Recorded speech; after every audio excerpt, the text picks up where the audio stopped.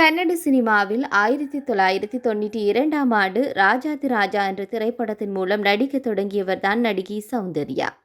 தமிழில் 1993ஆம் ஆண்டு பொன்னுமணி என்ற படத்தின் மூலம் அறிமுகமானவர். அதன் பின்னர் முத்துக்காளை, டியர்சன், மாருது, சேனாதிபதி, அருணாச்சலம், காதலா காதலா, படையப்பா, தவசி, சொர்க்கத்தங்கம் என அடுத்தடுத்து ஹிட் படங்களை நடித்திருந்தார். கன்னடம், தமிழை தாண்டி தெலுங்கு, மலையாளம், ஹிந்தி போன்ற மொழிகளிலும் படங்களை நடித்திருந்தார். நடிகை சௌந்தர்யா அரசியல் ரீதியாக ஹெலிகாப்டரில் பயணம் செய்த போது விபத்தில் இறந்தது அனைவருக்கும் தெரிந்த விடயமாக இருக்கிறது. இந்த நிலையில் நடிகை சௌந்தர்யாவின் மரணத்தில் நடிகர் மோகன் பாபுவிற்கு தொடர்பு இருப்பதாக ஆந்திர மாநிலம் கம்பம் மாவட்ட காவல்துறையில் புகார் அளிக்கப்பட்டுள்ளது.